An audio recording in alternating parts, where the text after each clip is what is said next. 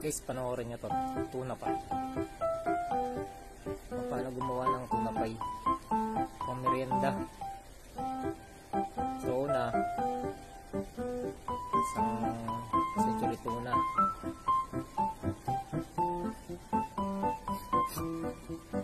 Tanggal niya yung remove oil. Ayan yung laman. Tapos si sibuyas.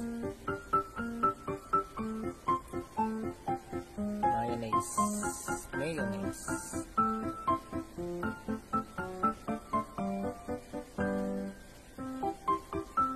Ayan o. Asin at saka paminta.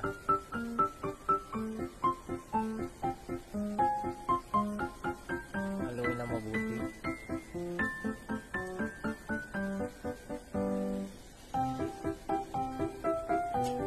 Halo-halo.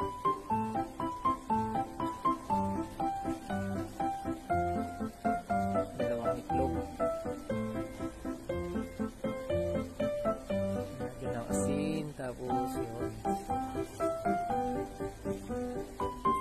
galing magpagyan. So ayan na, nahalo na. Tapos dalawang skyflakes. Pinurog na skyflakes. Pwede na pandurog niya. Hammer nito. Sampas lang kay Torino.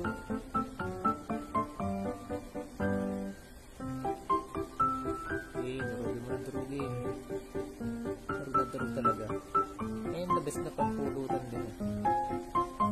Tuna at saka skyflakes. Para kahit walang laman yung tiyan. Tinapay. Tinanggal yung side magkabilaan.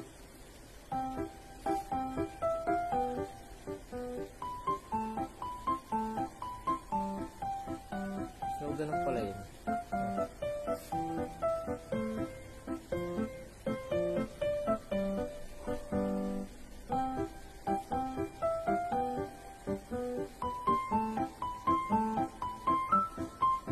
Hati-hati. Nagtatanggal. Hindi naman pala eh. Basta may mga gamit. Paano pag wala kang ganito, roller? Mano-mano na lang. Sa kamay. Galing, ganun pala eh.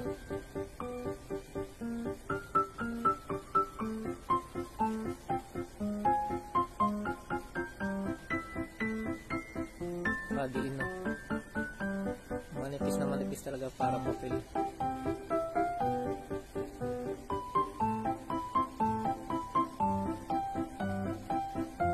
Tapos ayun na, nakahalo na nila, lalagyan nyo ng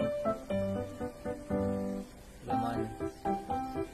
Mali pa laman, tapos may cheese. May cheese o.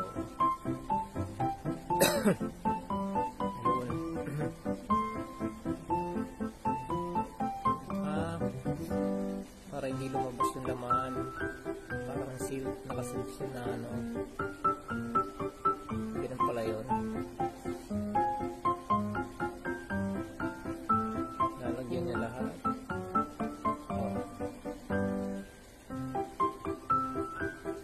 Cheese sa gitna, ganun pa rin.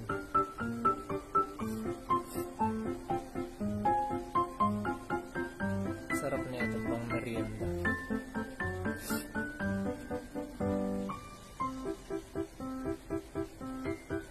Ito lang pala paggawa nito, pero pagka ano, wala kang pera, wala kang magagawang ganyan, hindi ka makakabili. Social yung pang merienda.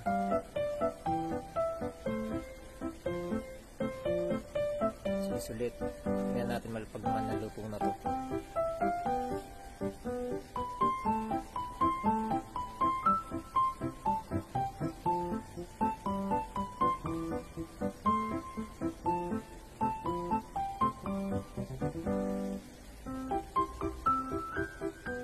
Ayun.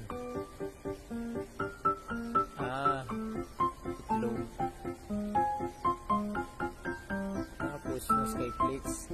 Meron pa pala sa labas. Parang naman medyo crunchy. Crunchy. Pinibaran ng itlog. Tapos Skyflakes.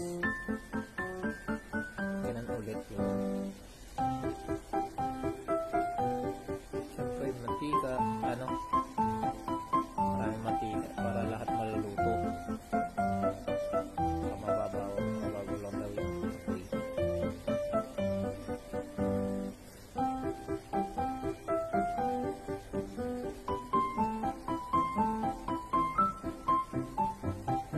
Galing na.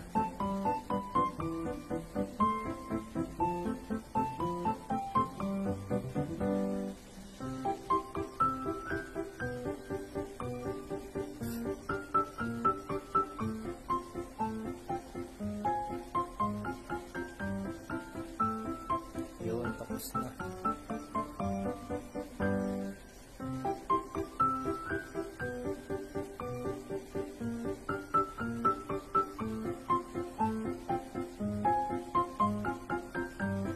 Sarap.